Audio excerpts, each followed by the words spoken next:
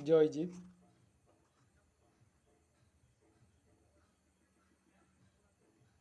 ସଦ୍ଗୁରୁ ଶିବୁନି ମହାରାଜ କହିଛନ୍ତି, ଜ୍ଞାନରେ ଶକ୍ତି ଅଛି। ଆତ୍ମଜ୍ଞାନ ସବୁଠାରୁ ବଡ଼ ଜ୍ଞାନ। ନିଜ ଭିତରର ଶବ୍ଦ ଶୁଣ। ତୁମର ପଥ ପ୍ରଦର୍ଶକ ତୁମ ଭିତରେ ବର୍ତ୍ତମାନ ଅଛନ୍ତି। ଆତ୍ମଜ୍ଞାନ କହିଲେ ଆତ୍ମା ବିଷୟରେ ବା ବ୍ରହ୍ମ ବିଷୟରେ ଜାଣିବା। ଆତ୍ମଜ୍ଞାନ ଦ୍ୱାରା ଆମେ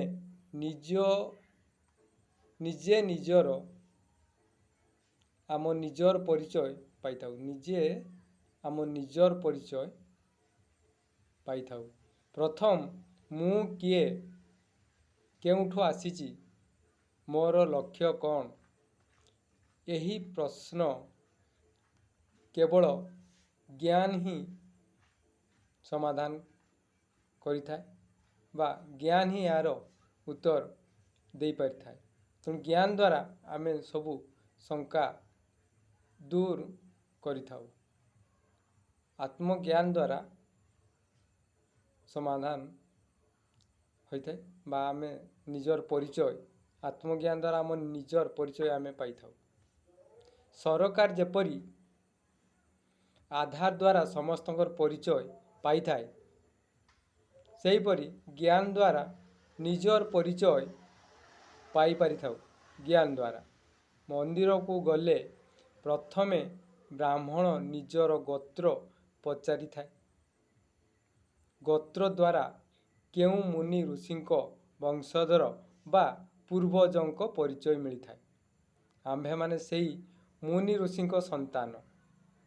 ଆମର ପୂର୍ବଜମାନେ ମୁନି ଋଷି ଥିଲେ। ସେହି ମୁନି ଋଷିଙ୍କ ରକ୍ତ ଆମ ଶରୀରରେ ରହିଛି। ବାପାଙ୍କ ରକ୍ତ ଯାହା, ପୁତ୍ରର ରକ୍ତ ମଧ୍ୟ ତାହା ହୋଇଥାଏ। ଅଲଗା ହୋଇପାରେ କି? ପୂର୍ବରୁ ଅନେକ ମୁନି ଋଷି ମହର୍ଷି ଥିଲେ, ଯେଉଁମାନେ ଭଗବାନ ପଦକୁ ପ୍ରାପ୍ତ କରିଥିଲେ। ସ୍କୁଲ କଲେଜରେ ଯେଉଁ ବିଦ୍ୟା ଦାନ କରାଯାଉଛି, ତାହା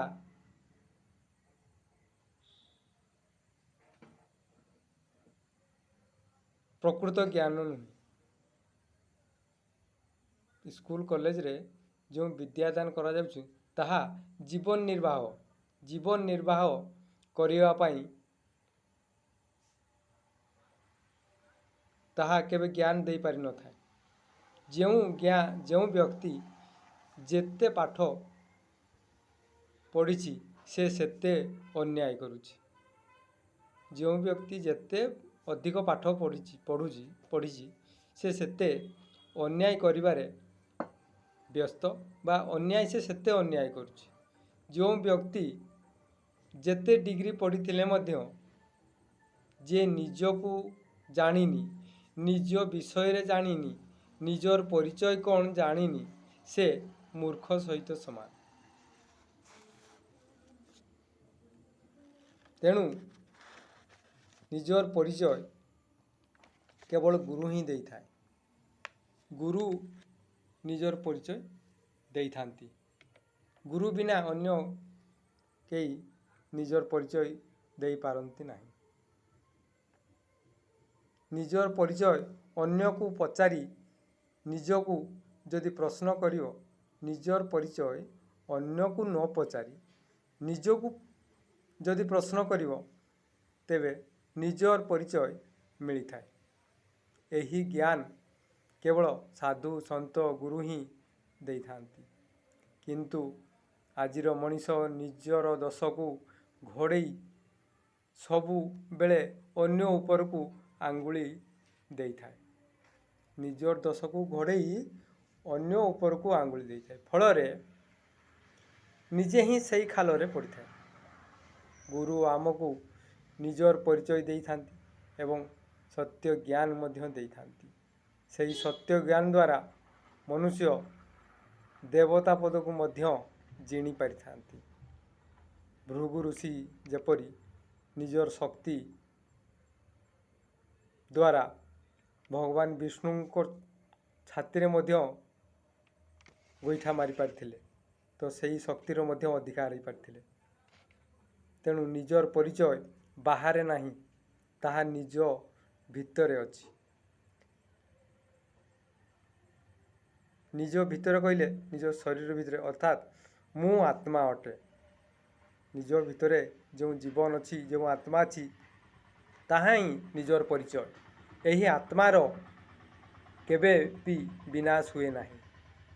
ଯେଉଁ ଆତ୍ମା କେବେ ବି ବିନାଶ ହୁଏ ନାହିଁ, ନିହତ ହୁଏ ନାହିଁ, କି ଜନ୍ମ ହୁଏ ନାହିଁ କିମ୍ବା ମରେ ମଧ୍ୟ ନାହିଁ।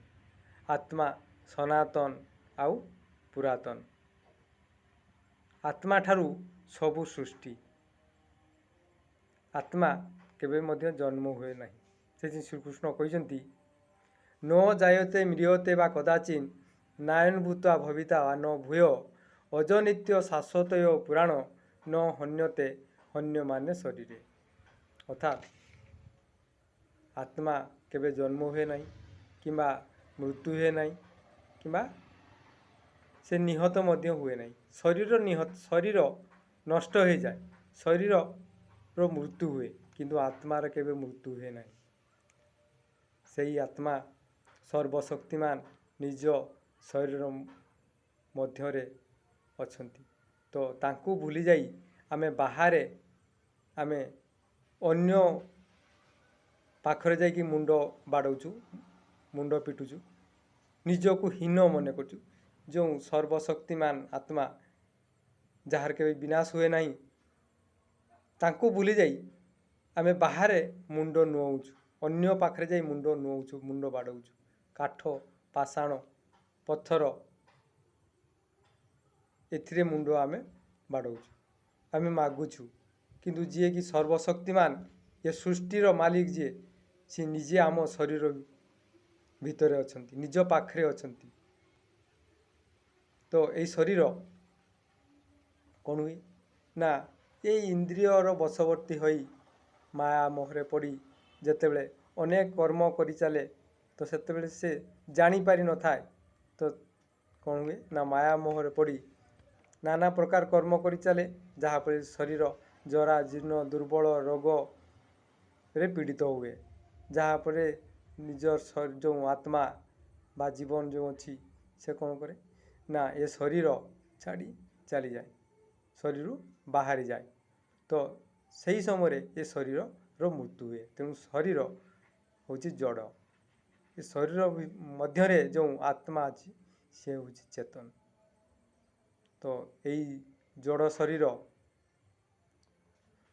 କ'ଣ ହୁଏ ନା, ଦିନେ ମୃତ୍ୟୁ ହୋଇଥାଏ। ଏଇ ଜଡ଼ ଶରୀରର ଦିନେ ମୃତ୍ୟୁ ହୋଇଥାଏ। ଜଡ଼ ଯାହାର ବିନାଶ ହୁଏ, ଜଡ଼ ଜଡ଼ ଯେ କି ସବୁଦିନ ରହିନଥାଏ। ଆତ୍ମା ସବୁ ସମୟରେ ଥାଏ, ପୂର୍ଣ୍ଣ ଭାବରେ ଥାଏ ଆତ୍ମା। ତେଣୁ ଈଶାବାସ୍ୟ ଉପନିଷଦ କହିଛନ୍ତି କ'ଣ?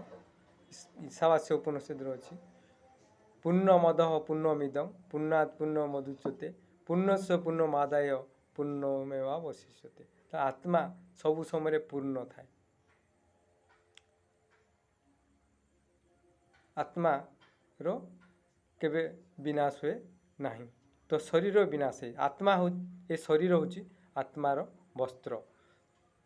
ପୁଣି ଶ୍ରୀକୃଷ୍ଣ କ'ଣ କହିଛନ୍ତି ନା, ବାସାଂସି ଜିନାନି ଯଥା ବିହାୟ ନବାନି ଗୃଣାତି ନରପରାଣୀ ତଥା ଶରୀରାଣୀ ବିହାୟ ଜିନା ନ୍ୟନାନି ସଞ୍ଜାତି ନବାନି ଦେହି।